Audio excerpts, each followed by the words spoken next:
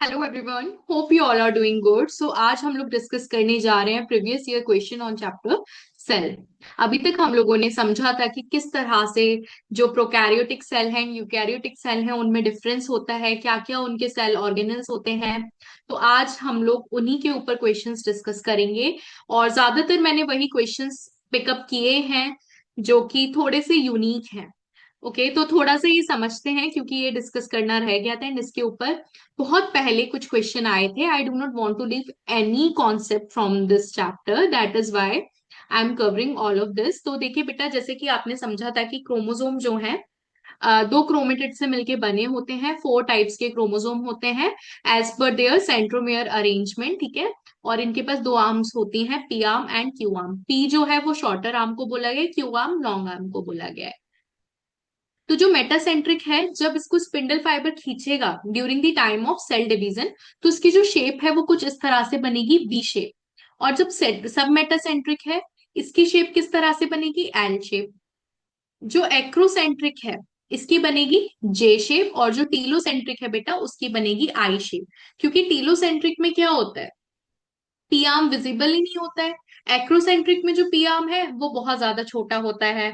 और अगर हम सब मेटासेंट्रिक की बात करें तो पी आर्म में शॉर्ट होता है, मेटासेंट्रिक में ऑलमोस्ट इक्वल होता है, इसलिए ये वी शेप बना रहा है। अब बेटा कुछ अलग टर्म थे जैसे कि कैरियोटाइप। तो बेटा कैरियोटाइप किसे बोला जाता है, देखिए हर लिविंग बीइंग के जो क्रोमोसोमल सेट होते हैं, क्रोमोसोम पैटर्न होते हैं, वो अलग अलग होते हैं। तो उन्हीं फीचर्स को बोला गया है कैरियोटाइप। ठीक है, तो कैरियोटाइप की भी स्टडी होती है। इनको डायग्रामेटिकली रिप्रेजेंट किया जाता है। तो इनकी जो डायग्रामेटिकल रिप्रेजेंटेशन है उसको टर्म दिया गया है इडियोग्राम। Is it clear? चलिए आगे बढ़ते हैं। बाकी ये सारी चीजें तो हम लोग डिस्कस कर चुके थे, काइनेटोकॉर, सेट क्रोमोसोम, टीलोमेयर, ठीक है। चलिए आगे बढ़ते हैं बेटा। यूक्रोमेटिन एंड हेटेरोक्रोमेटिन, ये भी हम लोग डिस्कस कर चुके थे। यूक्रोमेटिन बेटा वो क्रोमेटिन फाइबर का रीजन होता है जहां पे क्रोमेटिन फाइबर लूजली पैक्ड होते हैं।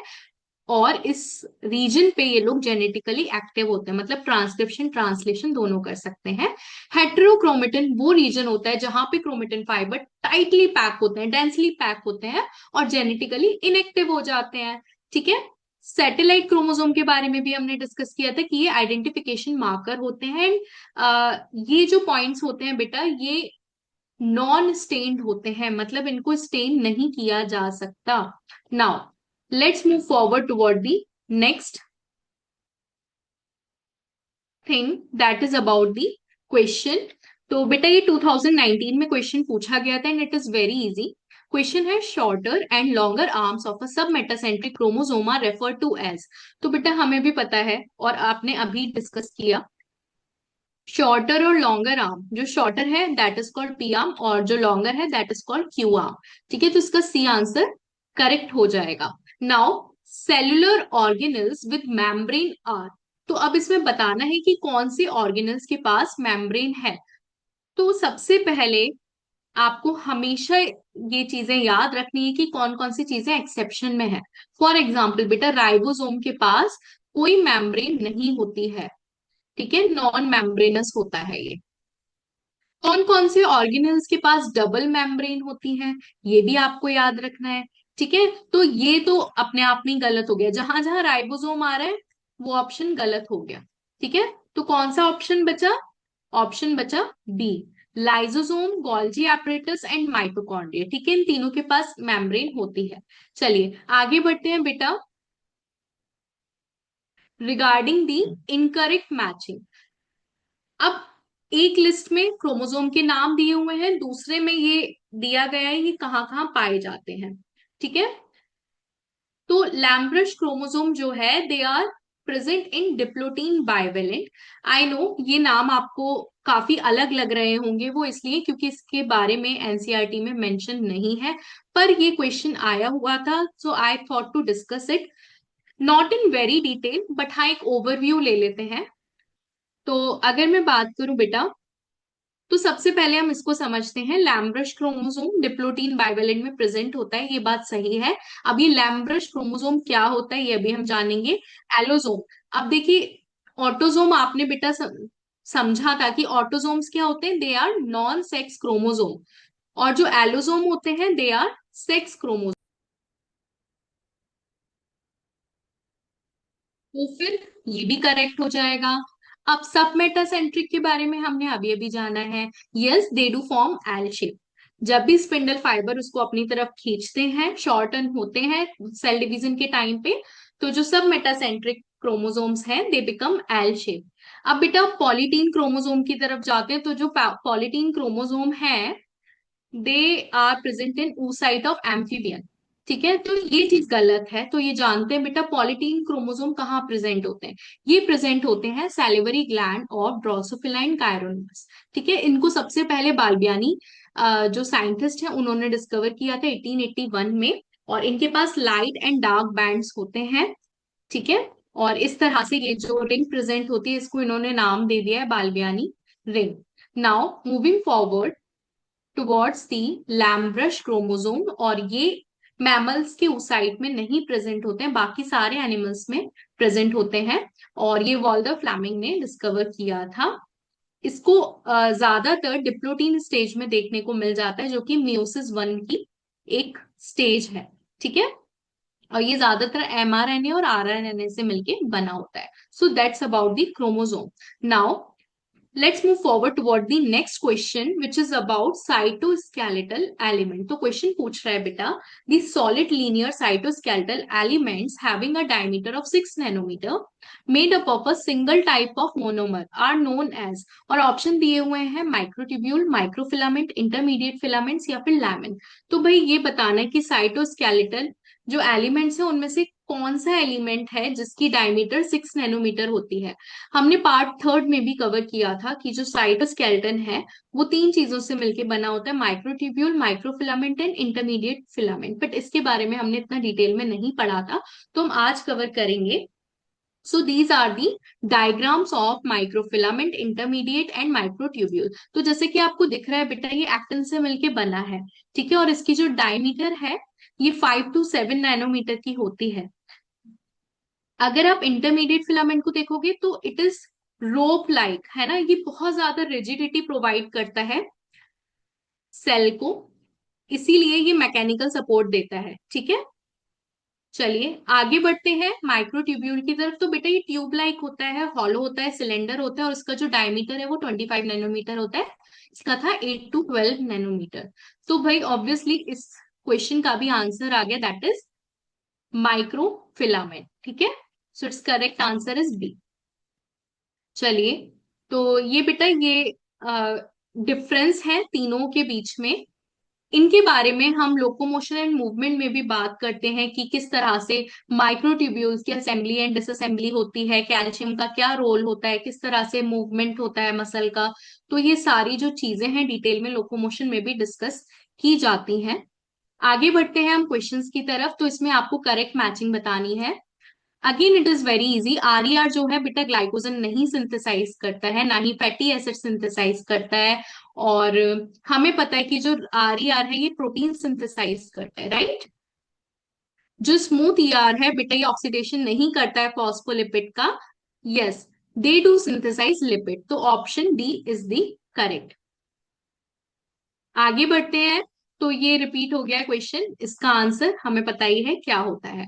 Please write down in comment box. चलिए आगे बढ़ते हैं। विच of the following type of plastid does not contain stored food material. तो भाई ये बताना है कि इनमें से जो ऑप्शन दिए हुए हैं प्लास्टिड्स के, उनमें से कौन सा ऐसा प्लास्टिड है जो कि खाना स्टोर नहीं करता है।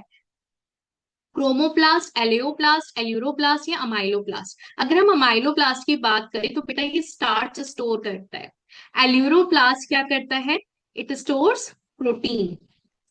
ठीक है, एलियोप्लास्ट क्या करता है बेटा, ये क्या स्टोर करता है बताइए, इट स्टोर्स लिपिड्स। और जो क्रोमोप्लास्ट है बेटा ये कलर सिंथेसिस में हेल्प करता है। फ्लावर के जितने भी सुंदर सुंदर आप कलर्स देखते हो, कोई फ्लावर रेड कलर का है, कोई पिंक है, कोई येलो है, कोई वॉयलेट है, तो उसके पीछे क्रोमोप्लास्ट का हाथ होता है। तो जो क्रोमोप्लास्ट है it does not store any kind of food material. चलिए आगे बढ़ते हैं एक बहुत ही इंटरेस्टिंग क्वेश्चन की तरफ, जो कि क्या है, फ्लूइड मोज़ेक मॉडल की तरफ से है। तो उन्होंने बोला है कि भाई फ्लूइड मोज़ेक मॉडल को ध्यान में रखते हुए आपको ये बताना है कि इन चारों में से कौन सा स्टेटमेंट करेक्ट है about the movement of lipid and protein from one lipid monolayer to the another. तो देखिए, आपको पता है ये जो मॉडल है ये सिंगर एंड निकोलसन ने दिया था 1972 में, और ये बहुत ही इंपॉर्टेंट मॉडल है। इसमें इन्होंने बोला था कि जो प्रोटीन्स हैं ये एज अ आइसबर्ग प्रेजेंट होते हैं सी ऑफ लिपिड में, ठीक है। और इन्होंने किसका डिस्क्रिप्शन किया था बेटा, इन्होंने ये सेल मेम्ब्रेन का डिस्क्रिप्शन किया था। तो इसमें जो लिपिड का मूवमेंट है ये कैसा होगा, तो जब हम ये सेल मेम्ब्रेन का स्ट्रक्चर पढ़ते हैं तो वहां पे हमने देखा था जो प्रोटीन्स है एज अ इंटेग्रल, पेरिफेरल और एज अ कैरियर प्रोटीन भी प्रेजेंट होते हैं, राइट। तो जो प्रोटीन का मूवमेंट है वो तो हो ही नहीं सकता है। हाँ, जो लिपिड्स है it can rarely flip flop, ठीक है।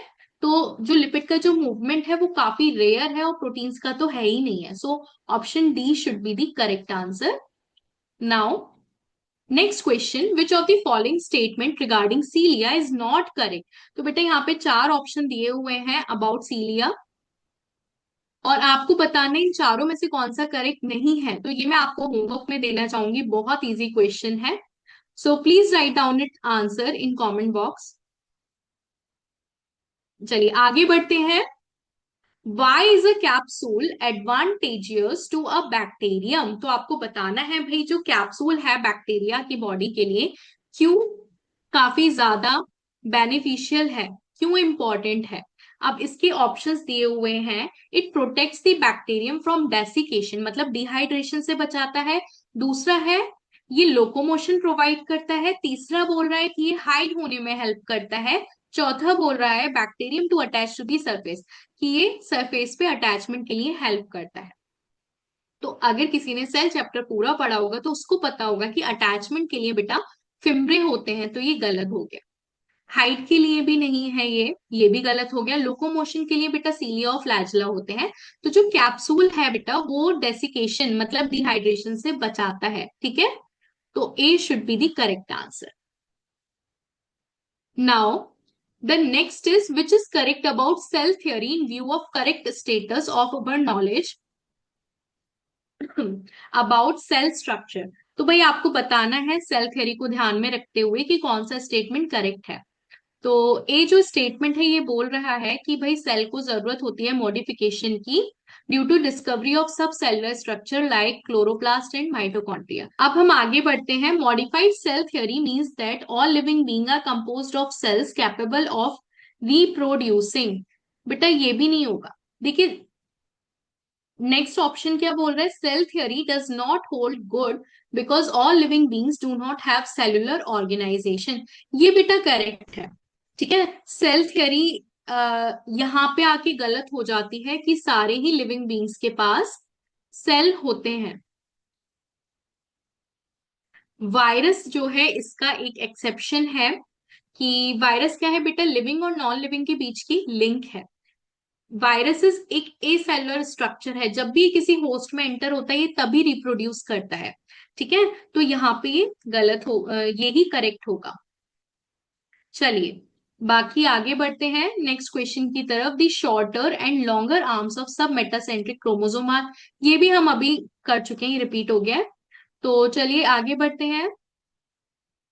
Chromosome in a bacterial cell can be 1 2 3 in number. तो भाई यहाँ पे बोला है एंड शेप, अब इसकी शेप बतानी है। इन्होंने बोला है भाई जो क्रोमोसोम्स हैं बैक्टीरियल सेल में एक होते हैं या एक से तीन हो जाते हैं, चलो माना। अब उनकी शेप किस तरह से होती है, हमेशा सर्कुलर होती है हमेशा लीनियर होती है, या तो सर्कुलर होती है या लीनियर होती है, पर कभी भी सेम नहीं हो सकती। या फिर can be circular as well as linear within the same cell. So obviously fourth one will be the correct. भाई देखिए लीनियर भी होता है सर्कुलर भी होता है। सर्कुलर का एग्जाम्पल आपको प्लाज्मिड देखने को मिल जाएगा, ठीक है। और बाकी न्यूक्लियोलॉइड या फिर न्यूक्लियस में भी प्रेजेंट होते हैं, ठीक है। तो इसका आंसर लास्ट हो गया। Now osmotic expansion of a cell kept in water is chiefly regulated by. तो भाई जो ऑस्मोटिक बैलेंस है, जो बॉडी का जो आयोनिक बैलेंस होता है, ऑस्मोटिक बैलेंस होता है, तो वो कौन सा मतलब किस तरह से कौन रेगुलेट करता है, कौन सा ऑर्गेनल। सो माइटोकॉन्ड्रिया तो देखिए पावर हाउस होता है, तो ये तो करेगा नहीं। वैक्यूल करता है, प्लास्टिड करेगा नहीं। प्लास्टिड जैसे कि आपको पता है कि पिगमेंट्स करता है, जैसे कि क्लोरोप्लास्ट, क्रोमोप्लास्ट, या फिर जो स्टोरेज होते हैं जैसे कि एलियोप्लास्ट, अमाइलोप्लास्ट, तो वो सब सिंथेसाइज करता है। राइबोसोम बेटा प्रोटीन सिंथेसाइज करता है। So B should be the correct answer. Okay, so that's it for today, and yes, we will meet in the next session. Till then, bye bye and take care.